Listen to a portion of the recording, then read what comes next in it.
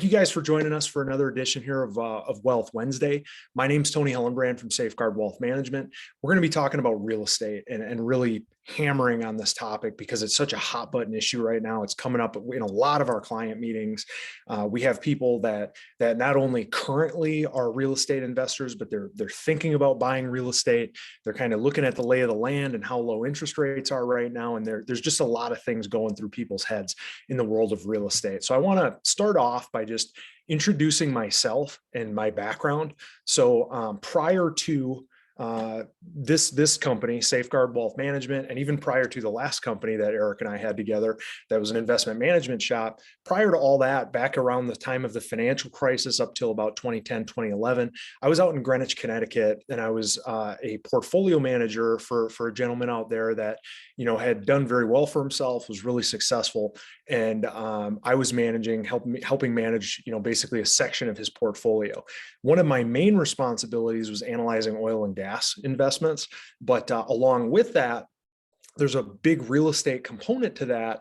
And he also made sure that, a lot of the real estate deals that were coming in through the firm were landing on my desk. And over the course of a couple of years there, I looked at thousands and thousands of deals. I've probably looked at 1,000 different real estate investments, maybe 2,000 since then. This is a very conservative estimate when I'm saying 5,000 deals. That's not a lot, by the way. If you're a professional full-time real estate investor, they're probably looking at that many a year. So this is a pretty conservative, number of deals that I've looked at. But everything down to, locally in the area here in northeastern Wisconsin, you can pick up some smaller rentals as cheap as $50,000 or $75,000, all the way up to some larger commercial properties that I looked at in that prior role as big as $100 million. We've made several offers over the years, so both for my former employer and more recently helping clients and things like that. And the big point that I want to get across here is that in the real estate world, you need to be super selective. So we're going to talk through some of the risks. We're going to talk through kind of the lay of the land, the current state of the real estate market, what an investor needs to look for, and also really just philosophically how to think about your returns when it comes to real estate. And if you're watching this on YouTube, please make sure you hit that subscribe button. I want to make sure that you get to see all of our best content right as it comes out. If you're watching this in our Facebook group, Retirement Mastery, thanks for joining us. So let's go ahead and dig in on this. So the way that a real estate investor can think about their returns is really in one of two ways. So the way that a lot of people think about investing is, I'm going to put in some chunk of cash today, and hopefully out in the future, I get much, much more cash.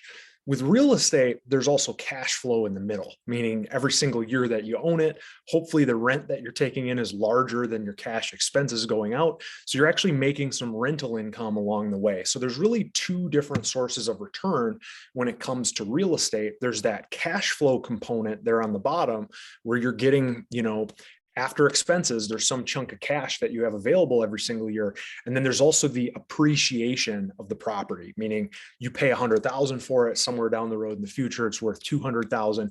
That is a source of return, that appreciation. So one of the biggest things that I take issue with is when people use they allow recency bias to kind of take over their mindset about appreciation. And I hear people going, yeah, I'm making 6% cash flow, but I'm also going to make 6% on the appreciation. So I'm making 12% a year. And the history on the appreciation side is actually a lot worse than that. So if we go back to 1900, inflation adjusted US home prices for a long period of time here, from 1900 to 1980, real estate basically didn't appreciate. Okay, so this is literally showing here where it says 100 on the left there. That's the starting price of the home. This is adjusted for inflation. We obviously go into the Great Depression. You get this big real estate crash, kind of comes back. But even sitting there in 1975, you are 1% ahead of inflation. Basically, all of the appreciation that we've seen in the United States on real estate, almost all of it has really taken place since 1980, 1981. And what's really special about 1980, 1981? Well, that's where interest rates peaked out. So that means that as interest rates have been coming down, it's really been driving a lot of this appreciation. We're going to talk about this a lot towards the end of this edition of Wealth Wednesday. But in the meantime, I wanted to call attention to an area here. This is from 1950 to about 1990. And what's unique about that area is that's a period of time in the history of the United States, especially from 1950 to 1981, where interest rates were rising pretty much the entire time through that period. And notice the impact that it had on the appreciation of real estate. So we're going to talk about why that is. There's actually a very easily trackable and kind of predictable impact that rising interest rates are going to have on real estate. But I really want to come back to that. The big takeaway that I want you guys to have on appreciation right now is that it's highly likely over the long term that your real estate investments, your rental properties, your duplexes, the appreciation is probably just going to be enough to keep up with inflation. Now, if inflation's running at 5%, that might be decent. But if inflation's running at 2%, there's just not a big source of return there. It's kind of on the appreciation side, real estate kind of acts like gold, where sometimes when it looks like it's really zooming, it's really just because inflation's high. So the main source of return for real estate for most people is going to be net operating income, cash flow. There's a couple different ways to define this, but truly, like technically, when you look in the real estate world, there's a phrase called net operating income. And what that means is if you have no debt against the property, so if you just have your rent and then your expenses, and your expenses being property tax, insurance, maintenance, stuff like that. So no debt payments, no interest. Income minus expenses is going to be called net operating income. So let's say that a property, let's say it's a big commercial property, and you're collecting $150,000 in rents and you have $50,000 of operating expenses. The net operating income in that scenario is going to be $100,000. So then there's another phrase that comes up a lot in real estate investing called cap rate.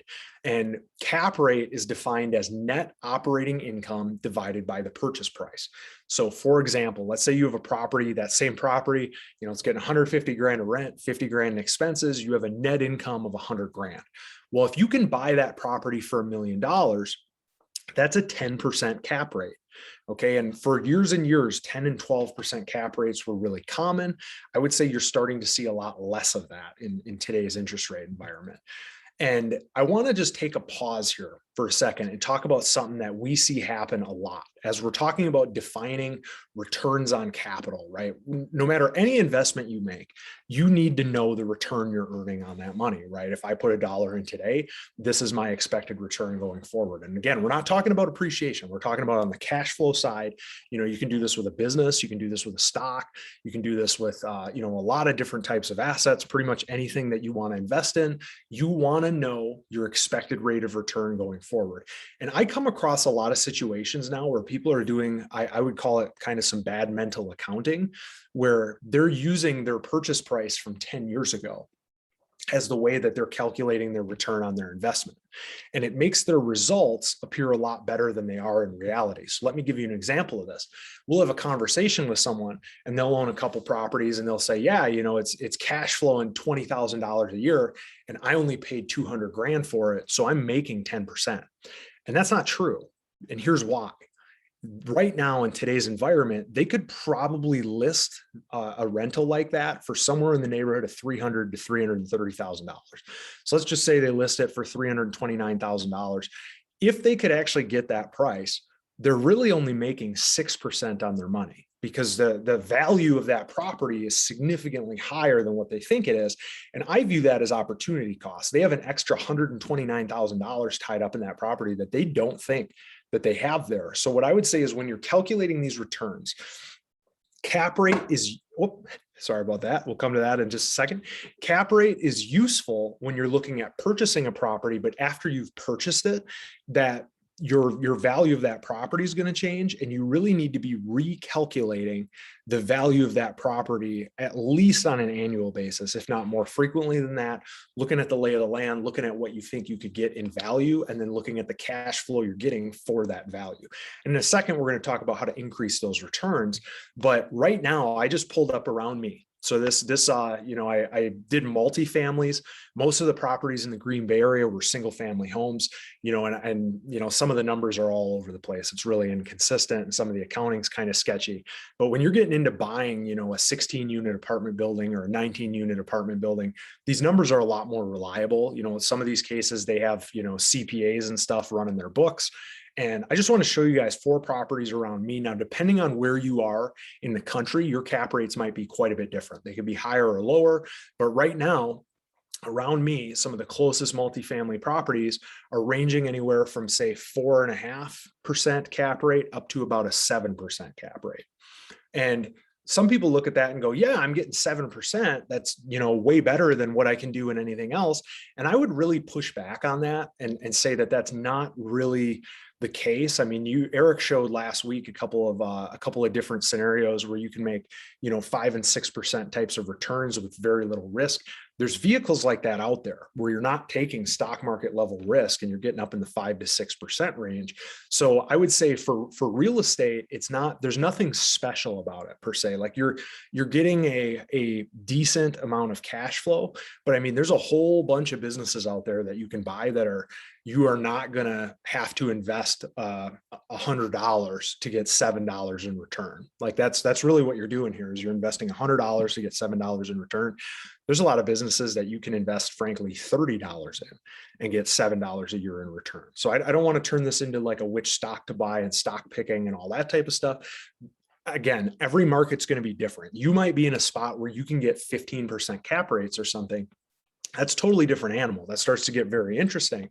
But what I want to say is whenever you compare a property, and I'm not picking on this property in Merrill. I don't know these people. I don't know anything about it. I just literally grabbed one that was kind of on the decent end in terms of cap rate, at 6% and a big 19 unit apartment building. So let's compare that to a stock that's at 15.8 times forward earnings. The reason I pick that number, that means I'm paying $15.80 for every dollar of earnings that I expect it to make in the future. The reason I pick that number is because if we equate it to net income, in both cases, we have a 6.3% cap rate. Now, I would say which one is more likely to grow earnings faster? The property where I might be raising my rents a little bit year to year, or the business that might be able to grow its earnings, 8, 10, 12% a year. I would say the business can probably grow much, much faster than the rentals can, but let's even throw that out of it. Leave the growth out of it. Just say the cap rates are the same. And both of them, you're investing $100, you're going to get $6.32 back over the next year. Which one's more liquid? Okay, so when we look at the property versus the stock, I can click a button on the stock. If it's, a reasonably sized company, let's say at least $1 billion company, I can probably be out of that stock 30 seconds from now. That is not the case with real estate. Not only that, but if I get out of that stock really quickly, I can probably get out at almost exactly what it's trading for right now. Versus with the real estate, let's say something comes up, there's a family emergency, whatever, and I need $50,000 or $100,000. I can't sell that thing quickly without taking a really big hit on it. So like this $1.2 million property, I might be able to sell it and get $1 million for it really quickly because it's like a fire sale, but I doubt I can sell it and get 1.2 for it, which is kind of the market rate right now. Which one's more diversified? Okay, so if we have that real estate property, sure, there's 19 units. I would say that is good. That's better than like a single family home, or if that renter stops paying, you're just, kind of SOL. But 19 units, 19 sources of revenue versus something like the Coca-Cola company. How many people how many vendors out there are doing business with Coke? How many countries are they operating in? All of a sudden, there's some sort of massive geographic, like there's an earthquake or there's a flood or there's a hurricane or whatever, that's only affecting a piece of Coca-Cola's overall global business. Versus if that rental is in an area where a tornado hits, it just wipes it out. Now, again, you have insurance and things like that. But I'm just saying which one's more stable, more diversified. I have my opinion on this. A lot of real estate people are getting really mad at me by now. But you got to think about these things, right? The big one, the most important one, in my opinion, is which one requires more time. Now, if you go buy a 19 unit building, that might come with a part-time manager that's already on the payroll. And that might already be coming out of that, like it might be an 8% cap rate or something, and then you're paying someone to manage it. So the 6% is really legitimately, that is the cash flow that you're getting, and you're not going to have to spend any time on it. But on a lot of single families, where let's say it's just an individual house and it's showing a 10% cap rate, again, that sounds really good. But when you start to calculate out how much hours it takes to manage that, and the chance that something breaks and it's Christmas Eve and you need to run to that house to fix something for those people because their furnace goes out, or you need to, even if you're not going to run there and fix it, even if you're just going to get on the phone and call somebody to go over and take care of it, that is a real cost that needs to be included in the analysis. So many people that I come across, they're to do. You can go out and talk to 3 or 4 property management companies and literally just get a value on what that time is worth. And a lot of times that's going to be somewhere in the neighborhood of 7-8% of the rents, depending on what market you're in. So I'm going to move on here and say which one of these, between the real estate property and the stock, which one requires more work to administer, which one takes more accounting work, which one takes more documentation to prove your cost basis, and more documentation to make sure you're getting all your depreciation and all that type of stuff. I mean, I think it's pretty obvious, right? Which one is a little bit more of a handful to manage. The stock, you buy it, you sell it. There's a cost basis. There's a sold for. There's a gain. There's a 1099 that goes out. It's pretty much automated. So just make sure when you're comparing investment opportunities that you're comparing apples to apples, and that you're including all the extra work that comes along with some types of investments and not others. And also the big one that a lot of people don't think about: which one is going to force more income onto your tax return each year? So take something like a Coca-Cola or a, JP Morgan, or some of these big companies that are out there that are trading at pretty reasonable valuations. We're not talking about Tesla and stuff like that. We're talking about, big proven businesses that are trading similarly in price to profit as what these real estate properties are trading for right now. Coca-Cola or JP Morgan or something like that, let's say they pay a 2% dividend. They're only forcing 2% income onto your tax return. So said differently, you invest $1.2 million at that property in Merrill, Wisconsin. I don't have my calculator up here, but 6.3% of that is going to hit your tax return. Because that cap rate is pretty legit, and maybe it's a little less. You get to depreciate it off of there and a little bit more. But on the Coca-Cola side, only say 2% is going to hit your tax return, because the rest is going to get reinvested in the business to try to grow those earnings even further. So from a tax efficiency standpoint, tax planning, being able to plan around conversions, being able to get the most conversions, being able to estate plan, a lot of different things like that. The stock is just better in terms of efficiency and tax planning ability. So a lot of times people at this point, they'll go, well, hold on, man, you're not even talking about the best part about real estate, because I got a 6% cap rate on that business, but I can increase my returns from there. So here we're going to say this property has an 8% cap rate. And let's just say you say, I don't want to spend any time on this. I'm going to go hire a management company. You go talk to them. Let's just say in this example, they want 10% of your rents. So you now have a property that truly requires almost no time outside of just, tracking the books, that you have a 7.2% cap rate on. Now, I think that's okay for the amount of risk you're taking, but let's say that you're aggressive and you want to lever that up. So you really want to increase the returns that you're getting on your dollar there. The main way to increase your returns on real estate is leverage. Okay. Now, for a lot of people, this comes along with a lot of risk, and it might be something that you can't even handle, but I want to show the economics of it so you understand how it works. So in this example, we're going to have a $500,000 property collecting $60,000 in rents. You're going to pay out $20,000 in expenses. That's going to be, property taxes and insurance and, all these little things that come up, air conditioner unit breaks, different things like that. So you have $40,000 of net operating income. You have an 8% cap rate. And then we're going to say, we're going to pay management fees. So again, we hired that company. They want 10% of my rents. So they want $6,000. They get their $6,000. My true net operating income is $34,000. Okay. So not bad, right? Like that's whatever we did the math on there. That's, 7%, a little bit over 7% return. But the way a lot of people will go from here is they'll lever it up. So you still have that $500,000 property, $34,000 of net operating income, but they'll go out and they'll borrow $350,000. So they'll do a 30-year mortgage, and out of that $20,000 a year of mortgage payments, 14,000 of it's interest expense. So that's really the true expense. The other $6,000 is just paying down on the debt that you owe, which is increasing your equity. So the government literally looks at this as $14,000 is the expense that you have here.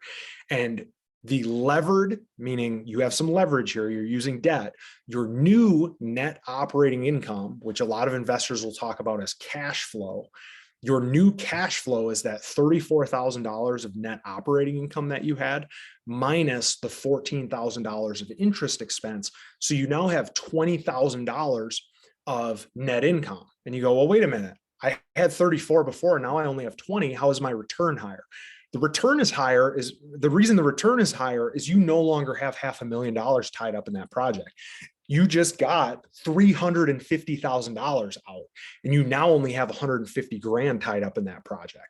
So now if we take the $20,000 of cash flow and we divide it by the $150,000 of equity that you have in the project, you're now making 13% on your capital, which is, pretty good in today's environment, 13% levered net operating income. And there's going to be real estate investors that go, hey, I'm making 30% and 40%. And if you're super selective and you know what to look for and you're doing this stuff all day, every day, and you have your own management company that is only charging you 6% and a whole bunch of other things like that, you can absolutely skew these numbers and much more in your favor. I'm just saying for the average person that's looking at real estate as a piece of their portfolio, I think the numbers are not going to be as good as someone that's a professional investor that, is maybe making 500 super aggressive offers a year where they're kind of lowballing and trying to get, the most that they can on their money.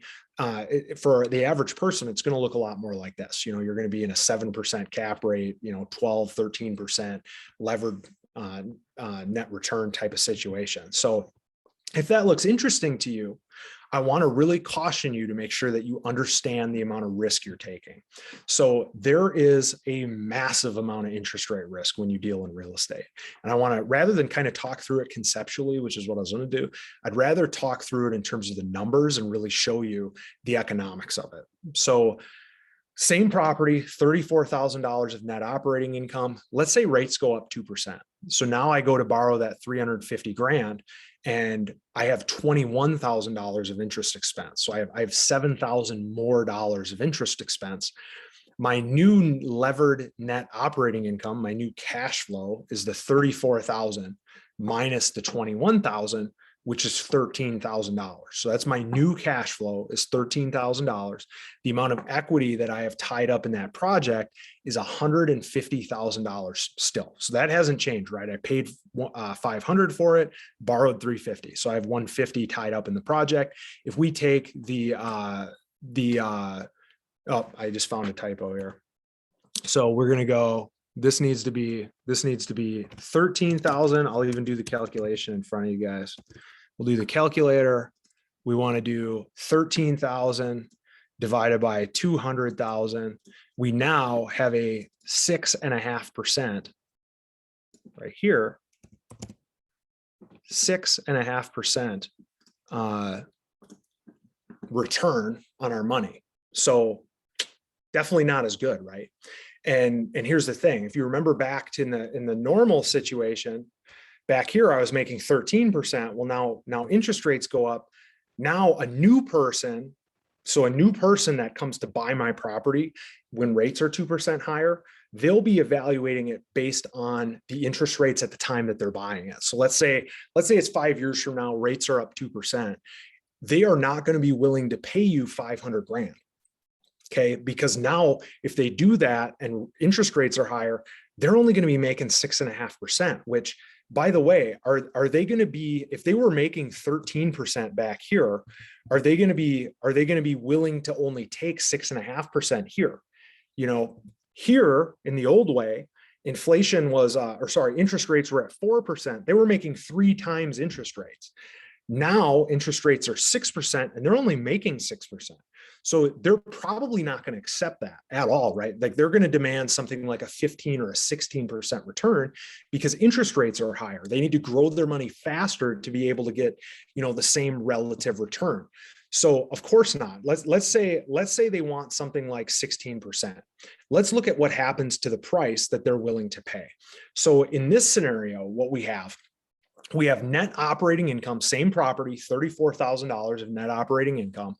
But now I'm going to go out and I'm going to borrow $262,500 at 6% on a 30-year mortgage. So I'm going to have $15,750 of interest rate expense.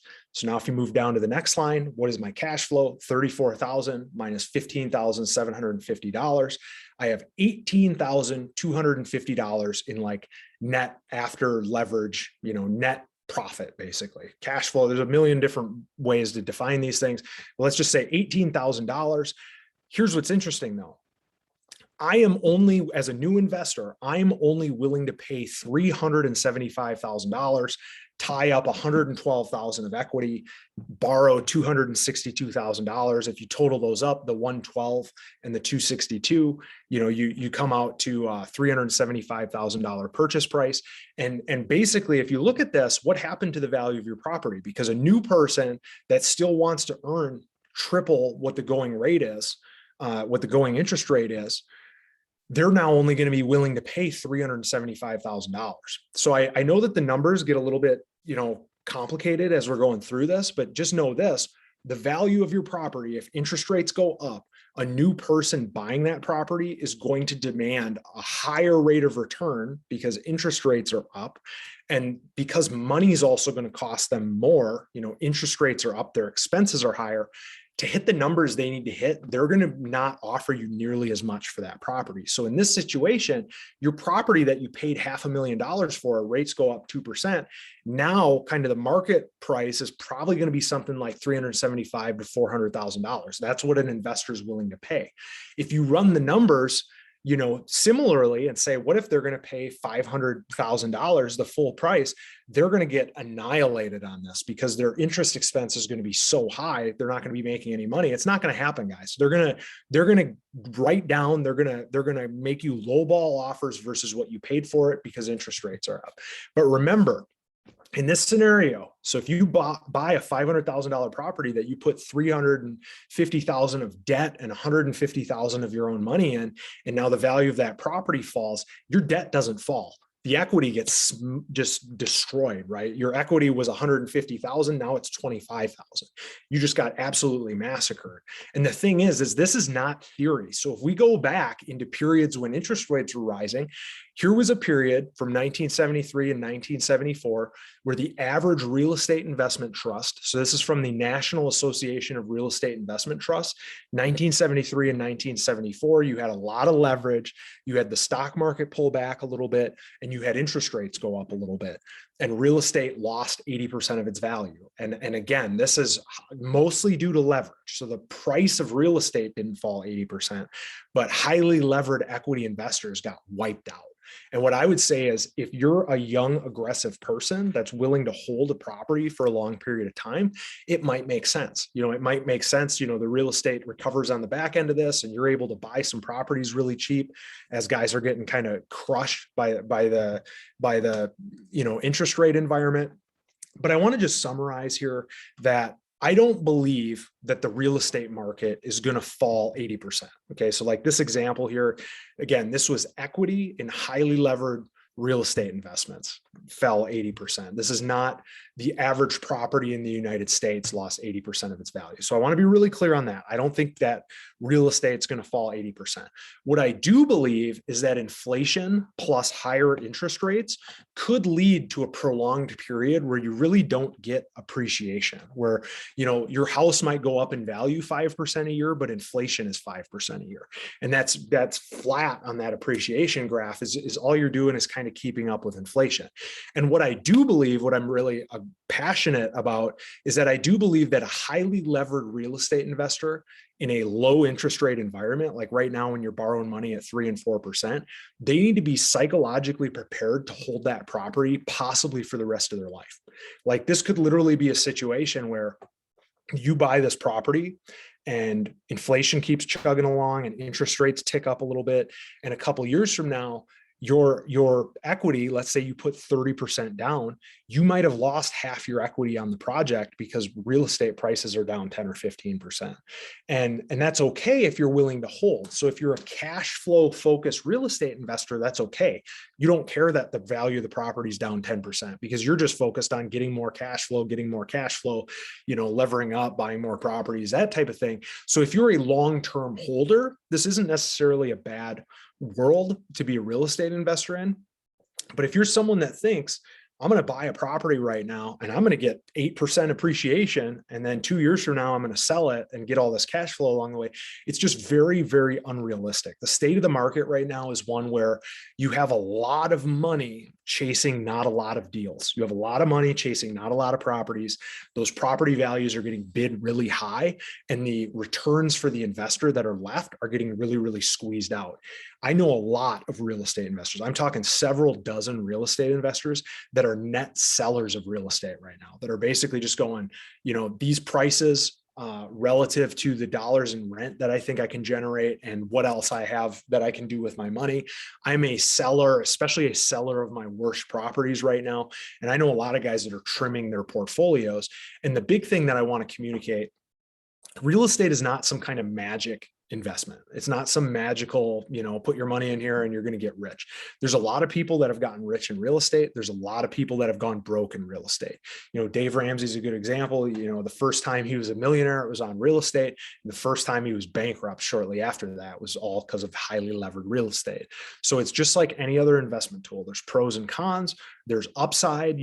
Right now, I would say if you're looking for a different way than stocks to diversify your portfolio and generate some income, I think it's okay. But it's not without risk, right? Like if there's any kind of high inflation, interest rate increase, anything like that, it's highly likely at some point here that real estate prices really, really slow down their climb or even turn around, especially if the Fed starts getting a little bit more restrictive. But even if they don't, think about it. If you're looking at a property right now with a 6 or 7% cap rate, there's a lot of businesses out there to the tune of hundreds and hundreds of them that I think represent better economic upside for you, where you're paying a lower price for the same dollar of earnings, and that business has the ability to grow their income much faster than a rental property. So that's my opinion on it. There is upside, there is downside. You want to make sure that you research all these. And the big thing that I would say is you want to be selective. So right now, I would guess that it would be several hundred properties that I'd need to look at before I would even make an offer on one. That's just how crazy the market is right now. You need to be very, very, very picky about what you're buying, because once you start the process, you're not going to get as much protection as normal. You're not going to get all kinds of contingencies and, being able to have multiple inspections and different things. You got to be extremely picky right now and just know that most deals are good deals for the seller right now. So as always, you don't need more money. You need a better plan. Thank you guys so much for participating in the Facebook group Retirement Mastery.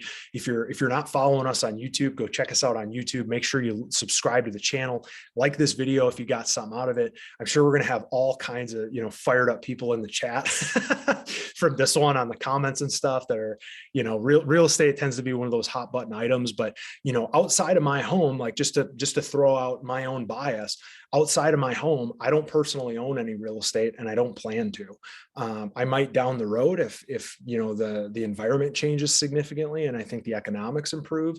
But just right now, I just think there's much, much better opportunities for dollars, especially for someone that does not have a 30 or 40 year time horizon, where they're okay taking a drop over the next 10 years and kind of recovering out on the back end. So as always, you don't need more money. You need a better plan. This is Tony Hillenbrand from Safeguard Wealth Management. Thanks so much for watching. If you want more information, information, check out our website, safeguardinvest.com.